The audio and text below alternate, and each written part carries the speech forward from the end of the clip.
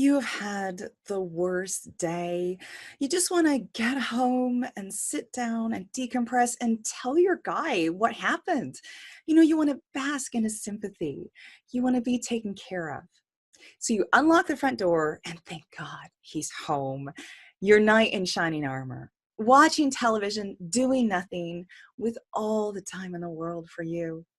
And so you rush into his arms and you say, I need a hug. And he makes room for you on the sofa and you start to tell him, you would not believe what happened to me today. And as you're talking, you notice that his gaze has gone back to the television.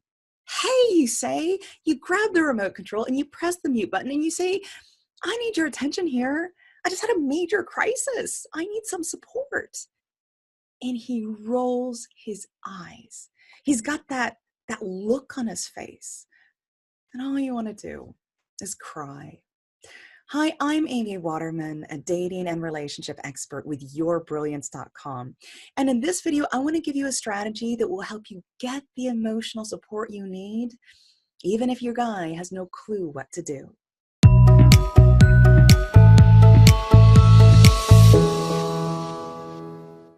For most women, it is a privilege to be someone else's emotional support.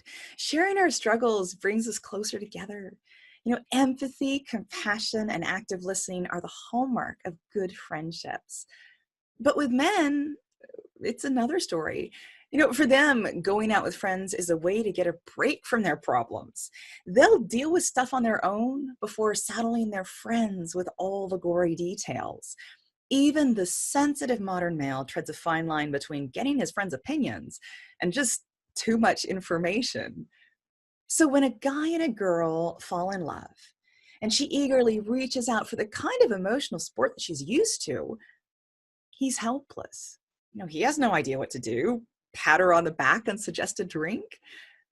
Masculinity expert David Data argues that the real test of a man's courage is how well he deals with his partner's moods. He says that a woman's emotions are like the weather. Sunny one minute, stormy the next. A man must learn to ride them out like a ship rides the stormy sea. That analogy can help us see why so many men fumble right when we need them most. You come home from work, your mood has whipped up a tempest. You're like the sea, all crashing and wild and lit up with lightning bolts. He's the captain of a ship that just a moment ago was sailing on the blue seas. And he's freaking out, certain that his ship is going to capsize, trying to get you to calm down and be reasonable. He doesn't realize that the fastest way to ride out the storm is just to let the winds blow their course. Intense female emotions make a lot of guys panic. Their brain switches into problem-solving mode in the hope that if they find a solution, it'll fix everything. And of course, if that doesn't work, they search for the nearest exit. Oh, maybe she just needs some space. But of course, you don't want to be alone right now. You don't want your problems fixed either. You just want some support. You just want him to listen and wrap his arm around you and offer you a Kleenex. Is that so hard? But some men decide that they can't handle it. Too many storms, too dangerous. They don't have the stomach for all that female emotion. So they end their relationships and just go back to being bachelors. But it doesn't have to be that way. Dealing with each other's emotions is one of the biggest challenges of relationships. And it's not just your emotions. It's his too. Everybody has bad days and everybody experiences strong feelings. It's just that we all deal with our feelings in different ways. Some men keep their feelings inside. Oh, nothing's wrong, everything's fine. And you only realize something's up when you see the empty whiskey bottle in the recycling the next morning. And some women, too, try to keep a lid on all of their feelings, They paste on that cheery face, but they're growing numb inside. And one day they're taking out the trash when suddenly all of those repressed emotions hit them, and they start crying, and they don't stop for days. Other men dump their negative emotions on their families, by picking fights. If he's not happy, then no one's going to be happy. Asserting his control makes him feel better, at least temporarily. And some women do the same. They channel their pain into ordering their family around and finding fault and expressing bursts of rage over trivial things. Tears of weakness, but anger is power. Still, other women become, drama queens, thriving on the attention that their problems give them. They find ways to make every day a crisis, and they hold their friends hostage for sympathy. All these emotional strategies fail for the same reason. You can't fix your negative emotions by making someone else responsible for them or by denying they exist. If you try to give your emotions to another person, you're doing what's known as emotionally dumping. You're giving them your garbage. You're trying to feel relief by transferring all your yucky stuff onto someone else. And it doesn't work.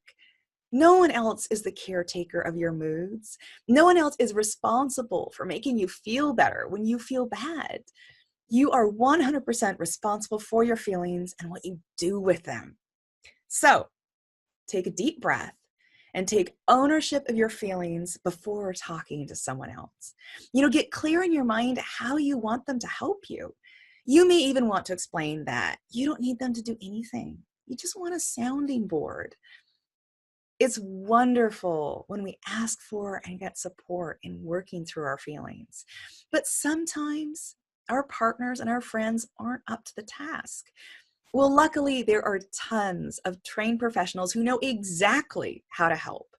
In the 21st century, everyone should have a therapist on speed dial. It's really, really tough when you have an immediate need for emotional support and the man you love is basically useless, right? But what you do next is up to you, not him. Do you work with him? Do you train him in how he can support you better?